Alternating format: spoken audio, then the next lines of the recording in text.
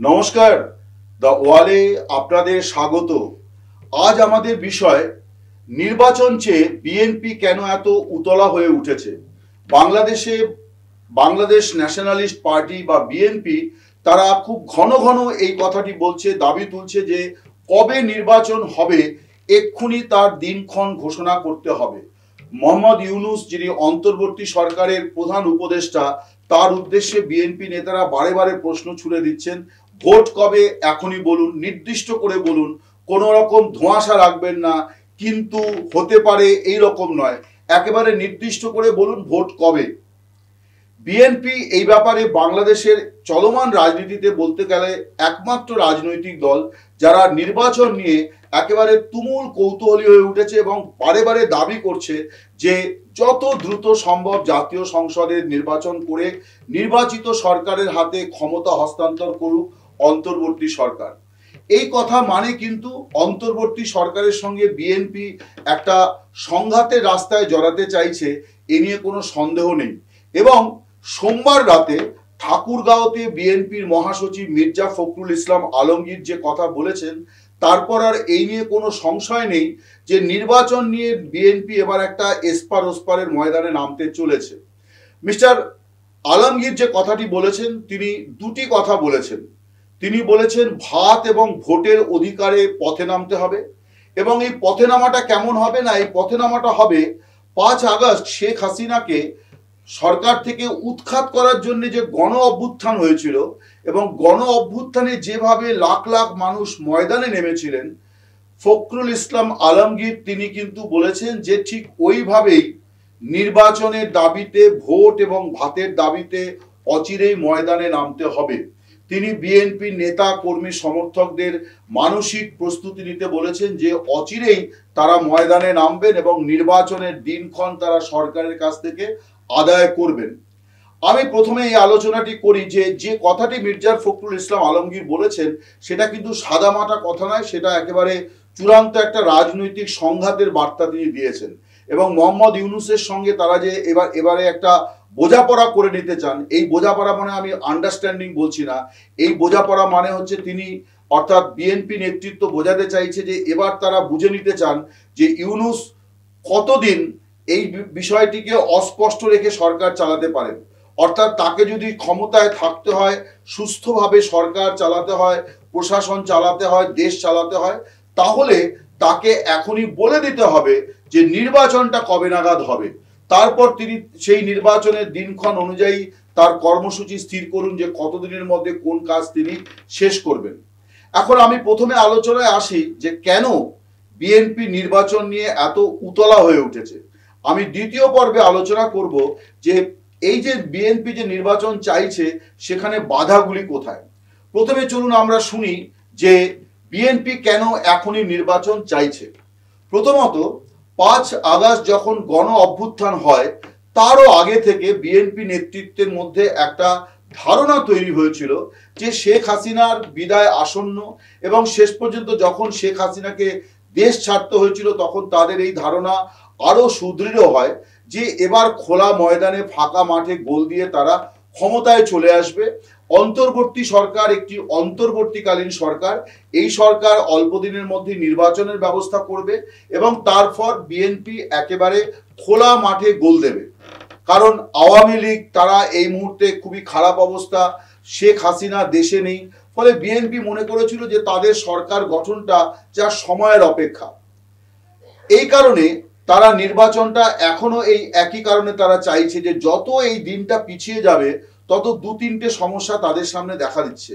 1 নম্বর হচ্ছে যে আওয়ামী লীগ তারা ঘর গুছিয়ে নিতে পারে, অর্থাৎ কবে কখন কি হবে রাজনীতিতে শেষ কথা বলে কিছু নেই, ফলে আওয়ামী লীগ ঘর গুছিয়ে নিতে পারে যদি আরো 1 বছর কি 1.5 বছর কি 2 বছর পরে নির্বাচন হয়। এইটা হচ্ছে আওয়ামী লীগকে নিয়ে বিপদ। 2 নম্বর বিপদ হচ্ছে বৈষম্য বিরোধী ছাত্র আন্দোলনের নেতৃত্ব।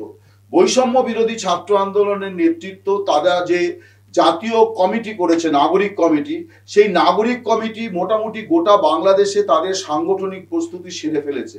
তারা আর মাসখানেক কি মাস দেড়েক পর, অর্থাৎ আগামী বছরের মধ্যেই শুরুতেই তারা তাদের নতুন দল ঘোষণা করতে যাচ্ছে, যেটা হবে ছাত্রদের দল। এবং মোটামুটি ঠিক আছে যে সেই দলের নাম হবে জনশক্তি দল। জনশক্তি নামে একটি দল বাংলাদেশের ছিল, যে দলের প্রতিষ্ঠাতা ছিলেন মোহাম্মদ ইউনূস 2006 সালে, কিন্তু পরবর্তীকালে তিনি সেই রাজনৈতিক দল থেকে নিজেকে সরিয়ে নেন। ফলে জনশক্তি আবার নতুন করে ইউনূসের মধ্যস্থতায়, ইউনূসের পৃষ্ঠপোষকতায় নতুন ছাত্র নেতৃত্বের হাত ধরে আবার আত্মপ্রকাশ করবে, এরকমটাই ঠিক আছে। বিএনপি মনে করছে যে তাহলে তার আরেকটা প্রতিপক্ষ তৈরি হয়ে যাবে, সেটা হচ্ছে ছাত্রদের প্রতিপক্ষ, অর্থাৎ ছাত্র প্রতিপক্ষ, ছাত্রদের নতুন দল।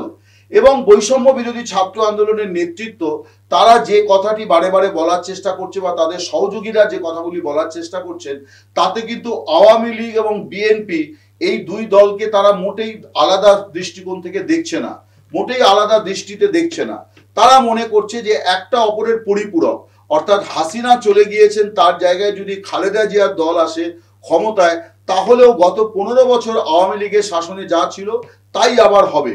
অর্থাৎ তারা বলতে চাইছে যে আওয়ামী লীগ যে অপশাসনটা করেছে, যেটা তাদের অভিযোগ, স্বৈরাচারী শাসন ব্যবস্থা কায়েম করেছিল, সেটি ছিল বিএনপির অর্থাৎ খালেদা জিয়ার আগের 5 বছরের সরকারের একটা ধারাবাহিকতা। এই যে কথাগুলি ছাত্র আন্দোলনের নেতৃত্ব বলছে এবং তাদের হয়ে নাগরিক সমাজের একটা অংশ এই কথাগুলি বলছে, এটা বিএনপির জন্য চরম দুশ্চিন্তার। অর্থাৎ একই ব্র্যাকেটে চলে আসছেন শেখ হাসিনা এবং খালেদা জিয়া, এইটা বিএনপির জন্য খুবই দুশ্চিন্তার।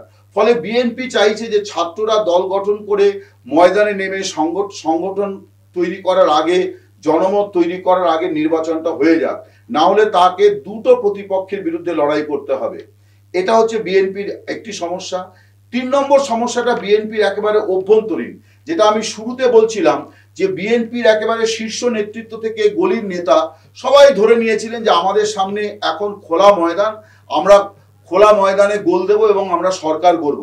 যত দিনটা বিলম্বিত হবে তত কি হবে, যে বিএনপির মধ্যে এই যে অংশ যারা ইতিমধ্যেই লুট তরাজ, সিন্ডিকেটবাজি, মাফিয়া রাজ এই যে যেটা শুরু করেছে, এবং বিএনপি ক্রমাগত তাদেরকে বহিষ্কার করে একটা ভাবমূর্তি রক্ষার চেষ্টা করছে, এইটা কতদিন তারা করতে পারবে, কতজনকে তারা বহিষ্কার করবে? কারণ দলটা তো চালাতে হবে, এবং দলটা তো এই সমস্ত দুষ্কৃতী, মাফিয়াবাজ, সিন্ডিকেটবাজ, ডাকাত, চোর ডাকাত, এরা সবাই আছে দলের মধ্যে, কত লোককে তারা তাড়াবে? ফলে বিএনপি নেতৃত্বকে এটাও ভাবতে হচ্ছে যে এই যে লোকগুলো যতদিন নির্বাচন না হবে ততদিন পর্যন্ত তারা এই দাদাগিরি, রংবাজি, মাফিয়ারাজ, তোলাবাজি এগুলি করে যাবে, এবং যত এগুলি করবে তত বৈষম্য বিরোধী ছাত্র আন্দোলনের নেতৃত্বের পক্ষে সুবিধা হবে এটা বোঝাতে যে বিএনপি আর আওয়ামী লীগ আলাদা নয়, দুজনেরই সংস্কৃতি হচ্ছে লুটতরাজ করা। এই যে বিষয়টা, এটা বিএনপি নেতৃত্বকে ভাবাচ্ছে। যদি নির্বাচনটা হয়ে যায় তাহলে তখন তাদের সরকার হয়ে যাবে, কিন্তু যতদিন না সরকার হচ্ছে ততদিন পর্যন্ত বিএনপির এই যে উচ্ছৃঙ্খল অংশ, এই অংশকে নিয়ন্ত্রণে রাখা দলের পক্ষে একটা বিরাট চ্যালেঞ্জ হয়ে দাঁড়িয়েছে। ফলে প্রতিনিয়ত আমরা দেখছি যে অভিযোগ উঠছে যে বিএনপির নেতারা নানান জায়গাতে তারা লুট তরাজ, সিন্ডিকেটবাজি, এমনকি এমন ঘটনাও ঘটেছে ঢাকার পাশে নারায়ণগঞ্জে, যে একজন বাস চালককে মারধর করার পর বিএনপির এক স্থানীয় নেতা তিনি তার যে ভিজিটিং কার্ড দিয়েছেন সেটা হচ্ছে বিএনপির দলীয় পরিচয়। অর্থাৎ তিনি বোঝাতে চেয়েছেন যে তিনি বিএনপি করেন, অতএব চড়থাপ্পড় মারধর করার অধিকার তার আছে এবং তার বিরুদ্ধে কোনো ব্যবস্থা নেওয়া যাবে না। এবং তিনি এই ভিজিটিং কার্ডটি দিয়ে এই হুমকিও দিয়েছেন যে থানা পুলিশ করলে খবর আছে, মানে বিপদ আছে। এই তো গেল বিএনপির সমস্যা, যে বিএনপি কেন তারা দ্রুত নির্বাচন চাইছে। এখন নির্বাচনটা নিয়ে সমস্যাটা কোথায়? এখানে বিএনপির মতো অন্য সব দল হয়তো এতটা সরব নয়, কিন্তু অনেক দলের মধ্যে এটা নিয়ে সংশয় আছে যে মোহাম্মদ ইউনূস তিনি কতদিন এই অন্তর্বর্তী সরকার পরিচালনা করবেন এবং শেষ পর্যন্ত কবে তিনি নির্বাচিত সরকারের হাতে ক্ষমতা হস্তান্তর করবেন। তার কারণ, এটা নিয়ে সংশয়ের সবচেয়ে বড় কারণ হচ্ছে সংস্কার। এই সংস্কারের সঙ্গে, এই সংস্কার শব্দটা নিয়ে কিন্তু এখন বাংলাদেশে তুমুল একটা বলা যায় যে চর্চা, আলোড়ন তৈরি হয়েছে, এবং সংস্কার এই মুহূর্তে একটা বিতর্কিত শব্দতে পরিণত হয়েছে। তার কারণ, সংস্কারকে হাতিয়ার করেছেন মোহাম্মদ ইউনূস। তিনি 6খানা কমিশন গঠন করেছেন। এই 6টি কমিশন আগামী মাসে তাদের সুপারিশপত্র জমা দেবে। তারপর সেই কমিশনের সুপারিশ নিয়ে জনগণের মধ্যে, রাজনৈতিক দলের মধ্যে, নাগরিক সমাজে নানান স্তরে আলাপ আলোচনা হয়ে সেটা একটা শেপ নেবে। তারপর সেই কমিশনের রিপোর্টগুলির ভিত্তিতে ইউনূস ঘোষণা করে যে একটি জাতীয় ঐক্য কমিশন তিনি গঠন করবেন এবং যার চেয়ারম্যান হবেন তিনি স্বয়ং। এবং সেই জাতীয় ঐক্য কমিশন চূড়ান্তভাবে সংস্কারগুলি সম্পর্কে, অর্থাৎ নির্বাচনের ক্ষেত্রে কি সংস্কার হবে, সংসদের ক্ষেত্রে কি সংস্কার হবে, সরকারি প্রশাসনের ক্ষেত্রে কি সংস্কার হবে, এই সমস্ত বিষয়গুলি তারা সুপারিশ করবেন এবং কার্যকর করবেন। এখন বোঝাই যাচ্ছে যে এই এত কিছু করে আপনাকে যদি নির্বাচনে যেতে হয় তাহলে সেটা কিন্তু 1.5-2 কেন 3-4 বছরেরও থেকে মানে আগে এই কাজ সম্পন্ন হওয়ার কথা নয়। ধরতক্তা মারপেরে করে কিছু একটা করাই যায়, কিন্তু যদি সিরিয়াসলি এই কাজটা করতে হয় তাহলে 3-4 বছরের কমে করা সম্ভব নয়। অনেকে বলছেন যে শেখ হাসিনা যেহেতু মাত্র এই দফায় মাত্র 8 মাস সরকার চালিয়েছেন, ফলে বাকি যে পিরিয়ডটা, অর্থাৎ তিনি 5 বছরের জন্য নির্বাচিত হয়েছিলেন, এই বাকি পিরিয়ডটা মোহাম্মদ ইউনূস প্রধান উপদেষ্টা হিসেবে বাংলাদেশকে নেতৃত্ব দেবেন। এই আশঙ্কা অনেকের আছে, তার মানে তিনি প্রায় 4-4.5 বছর ক্ষমতায় থাকবেন। এছাড়া আরো একটি প্রবলেম দেখা দিয়েছে, সেটি হচ্ছে যে বৈষম্য বিরোধী ছাত্র আন্দোলনের নেতৃত্ব যে জাতীয় নাগরিক কমিটি তৈরি করেছেন, সেই জাতীয় নাগরিক কমিটি একটা দাবি তুলেছে যে আওয়ামী লীগ এবং শেখ হাসিনার বিচার সম্পূর্ণ না করে বাংলাদেশে কোনো নির্বাচন হবে না। এখন শেখ হাসিনার বিরুদ্ধে 250-এর উপরে মামলা আছে। আওয়ামী লীগের নেতা মন্ত্রীদের মিলিয়ে এই মুহূর্তে অন্তত সরকারি বেসরকারি হিসেব থেকে যা বোঝা যাচ্ছে প্রায় 80-90 হাজার মামলা তাদের বিরুদ্ধেও হয়েছে। এখন এত মামলার নিষ্পত্তি করতে গেলে পরে আমাদের ভারতীয় উপমহাদেশের যে বিচার ব্যবস্থার যে সংস্কৃতি, তাতে কয়েক দশক পেরিয়ে যাবে।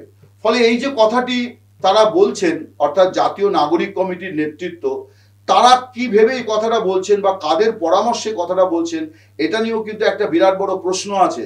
এবং এই কারণে একটা সংশয় তৈরি হয়েছে যে ভোট কি আদৌ হবে, মোহাম্মদ ইউনূস কি আদৌ নির্বাচন করাবেন, নাকি কোনোভাবে কোনো কৌশলে তিনি ক্ষমতায় থেকে যাবেন, বা তিনি চলে গেলেও তার জায়গায় তার মনোনীত কেউ ক্ষমতায় চলে আসবেন।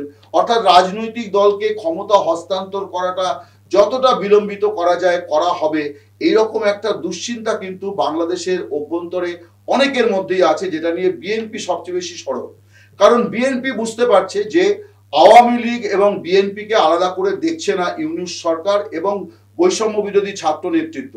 ফলে তারা ইউনূস সরকারকে অনেক বেশি প্রশ্ন চিহ্নের মধ্যে রাখার চেষ্টা করছে তাদের রাজনৈতিক সুবিধার কথা ভেবে। যে কারণে মিস্টার আলমগীর বলেছেন ভোট এবং ভাতের অধিকার। অর্থাৎ উনি বলতে চেয়েছেন যে দ্রব্যমূল্য যে সমস্যাটা, যেটা নিয়ে বাংলাদেশে একটা তুমুল অশান্তি চলছে, যে এমন চড়া দাম, সাধারণ মানুষের জীবন অতিষ্ঠ হয়ে উঠেছে, সেই ভাতের অধিকার নিশ্চিত করতে হবে এবং একই সঙ্গে ভোটের অধিকার নিশ্চিত করতে হবে। এবং মিস্টার আলমগীর ব্যাখ্যা করেননি, কিন্তু বোঝাতে চেয়েছেন যে ইউনূসের জমানার সঙ্গে হাসিনার জমানার কোনো ফারাক নেই। কারণ হাসিনার বিরুদ্ধে যে লড়াইটা বৈষম্য বিরোধী ছাত্র নেতৃত্ব করেছিল, সেখানে কিন্তু ভোটের অধিকারটা ছিল একটা অন্যতম দাবি। একই সঙ্গে ছিল দেশে সুশাসন, যার মধ্যে এই জিনিসপত্রের দাম একটা গুরুত্বপূর্ণ বিষয়।